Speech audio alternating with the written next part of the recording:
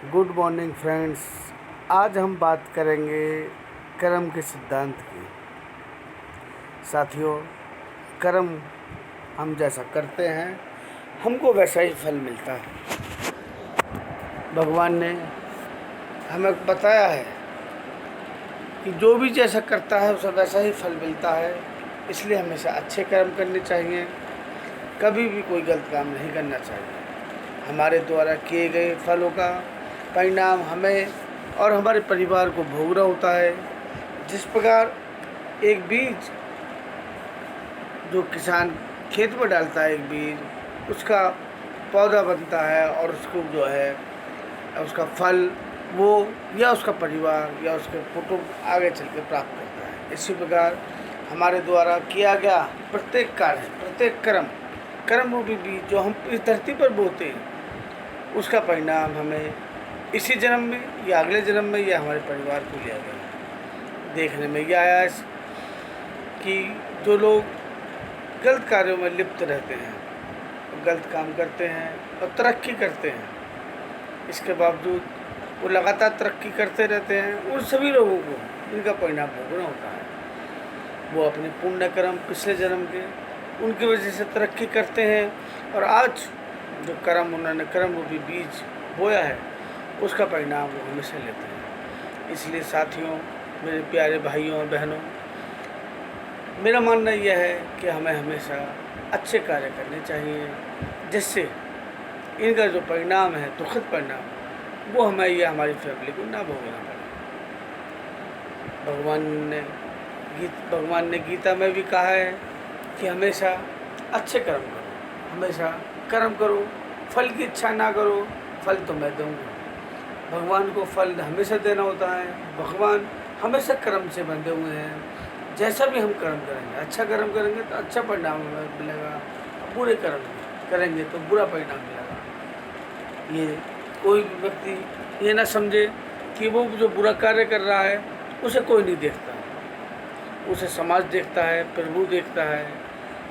भगवान की 1000 आँख हैं, लाखों कंप्यूटर भगवान के लगे हुए हैं, सुपर कंप्यूटर लगा हुआ है, वो एक एक पल की गणना करता है। कभी भी किसी के साथ गलत नहीं करना चाहिए, ना ही उसके बारे में गलत सोचना चाहिए।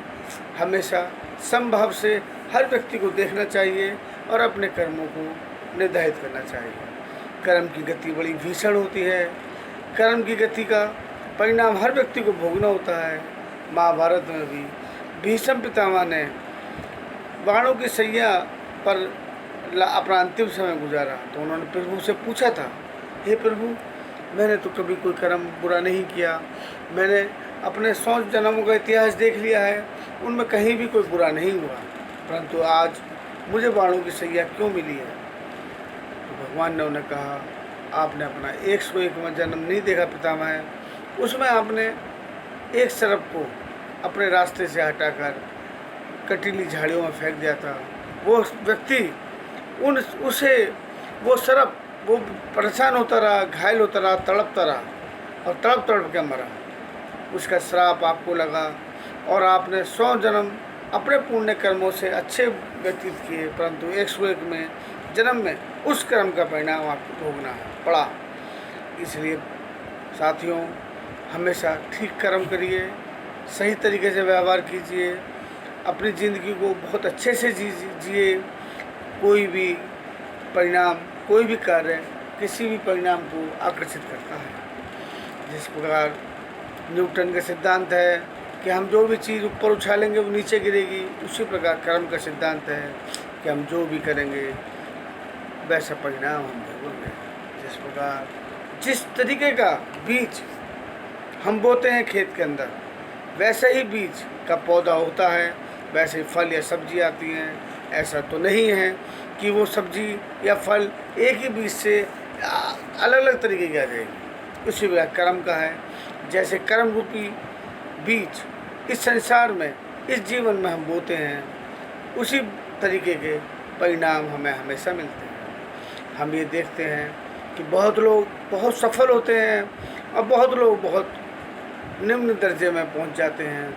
कभी उनका अतीत इतिहास गौरव में रहता है, कभी वो बहुत उनके पुरखे आनंद में होते हैं। परंतु उनके पुरखों के द्वारा किए गए कर्मों का परिणाम उन लोगों को भोगना होता है, उस खानदान को भोगना होता है और वो खानदान तबाह हो जाता है।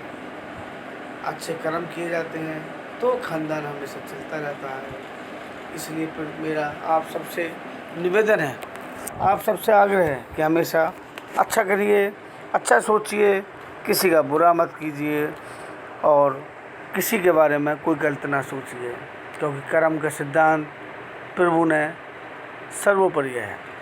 भगवान हमेशा देखता है। हमें कभी भी ये नहीं सोचना कि भगवान हमें नहीं देख रहा है। भगवान हमें हज़ारों आँखों से देख रहा है। आपने देखा होगा अब्राहम लिंकन, आपने देखा होगा महात्मा गांधी और सुभाष चंद्र बोस, भगत सिंह जैसे महान लोगों ने अपने अच्छे कर्मों से अपना नाम इतिहास में दर्ज कराया। ऐसे बहुत लोग हैं, तानाशाह हिटलर, जिसने अच्छे कर्म नहीं किए, आज समाज, आज संसार उन्हें अच्छी नज़रों से नहीं देखता है। इसलिए मेरा आप लोगों से निवेदन है कि कर्म की गति को समझिए, अच्छे विचार रखिए और कर्म ही सर्वोपरि है। इसलिए प्रत्येक कर्म को करते समय हमें ध्यान रखना है कि उसका परिणाम क्या होगा, वो किस तरीके से कहाँ इफेक्ट डालेगा, किस पर क्या होगा। एक कार्य जो आपके द्वारा किया जाता है उसका प्रभाव अलग अलग क्षेत्रों में अलग अलग तरीके से पड़ता है। एक बार एक कथा आती है, एक व्यक्ति ने कहा, भगवान तुम जो है सबके साथ बुरा करते हो, किसी का अच्छा नहीं करते हैं, आपके पास इतने लोग आते हैं पूजा करने, आप किसी को अपने हिसाब से वर देते हैं, मन चाहा वर नहीं देते। यदि आप उन्हें मन चाहा वर दें तो कितना अच्छा हो। भगवान ने कहा ठीक है बेटा, एक दिन तुम मेरे स्थान पर बैठो और लोगों को वर दो। अब भगवान की पूजा करने एक व्यक्ति आता है, वो बात करता है भगवान से, हे प्रभु बारिश दीजिए, प्रभु बहुत जो है बारिश चाहिए। वो व्यक्ति सुनता है और तथास्तु कहता है। भगवान के तथास्तु कहने के बाद उस क्षेत्र में बहुत बारिश होती है।